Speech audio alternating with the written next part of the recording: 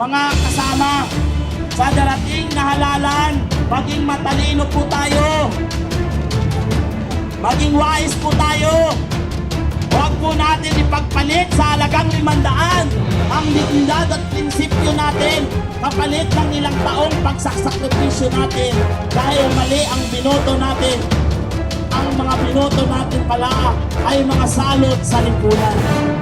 Nakawat salot sa lipunan. Noong panahon, sila'y nangangampanya. Kahit kasulok-sulukan ay papasukin nila. Pero ngayon nakaupo na sila. Pag pumunta ka sa opisina nila, ang sabihin, magpa-appointment ka muna. Nasaan ang justisya? Nung nangangampanya sila, halos hinuri ng kwet natin para iboto sila. Kaya, mga kasama, sa darating na halalan, maging matalino po tayo. Maging wais po tayo.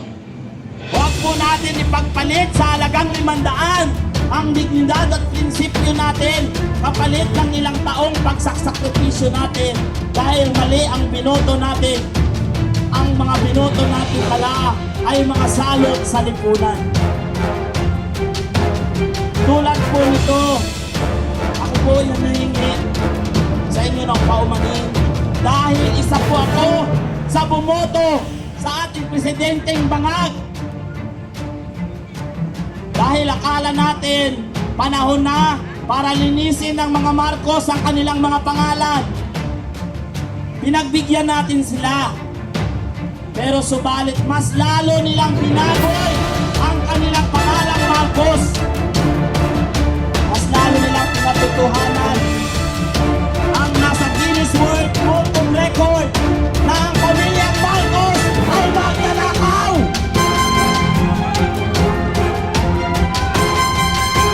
Basta Marcos, salot sa lipunan.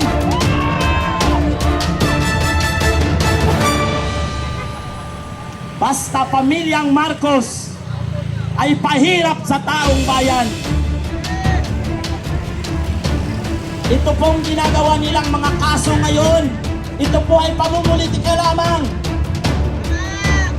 Itong impeachment na ito ay pamumulitika lamang. Dahil hindi naging sunod-sunuran si Inday Sara sa kagustuhan ni Lisa Marcos na ang gusto, ang budget ng pati ng OBP, pati ng Department of Education ay gusto ni Lisa ay hati pa sila. Ganyan kakapalang mukha ni Lisa Marcos. Ganyan kakapal ang mukha ng isang penguin. Ganyan kakapal ang mukha ng isang palaka. Wala nang ginawa kundi magkukak sa kaban ng bayan. Kaya mga kasama, tayo po ay nagsumiti ng ating permit sa City Hall. Nagpa-receive po tayo. Para po tayo dito bilang courtesy, bilang pagre-respeto sa pamumuno dito sa Pasay City. Subalit, sabi ng minsan ng ating mga kapulisan, ang kailangan nila ay ang sagot. Pero pag paulit-ulit man tayong pupunta sa opisina nila, ang sabi, hindi sila nagbibigay ng paper trail. Ito po mga kasama, magpabigyan man tayo, hindi, tuloy-tuloy po ang ating isinasagawang pagtitipon dito dahil karapatan po ng bawat ordinaryong Pilipino na magpahayag ng saloobin laban sa gobyerno, laban sa namumuno kung sa tingin natin ay hindi na tama at kung hindi na sa wasto ang pagpapatakbo sa ating bayan. Yang mga politikong yan, wala namang pakialam sa atin yan dahil pag na-hospital yan, tayong mga mahihirap. Pag na-hospital ka, pipila ka. Kung hindi ka pa mag-50-50, hindi ka pa tatanggapin. Kaya sino ang kikilos? Tayong mga ordinaryong Pilipino, dahil tayo ang naapektuhan sa nangyayaring korupsyon sa ating bansa. Alam niyo po, tulad ng sinasabi ko palagi, ang ating mga kapulisan nandyan yan para protektahan tayo. Kaya maraming salamat po sa ating mga kapulisan. Pero alam ko, kung ang mga kapulisan ay hindi ngayon naka-uniforme, malamang kasama natin sila ngayon.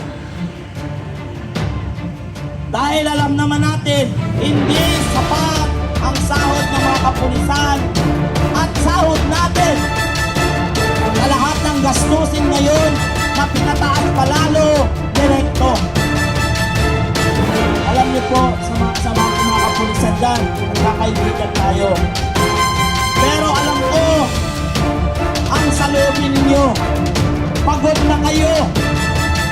Pagod na rin kami. Pero nandito pa rin kami, nandyan pa rin kayo. Dahil pareho tayong may pinaglalaban.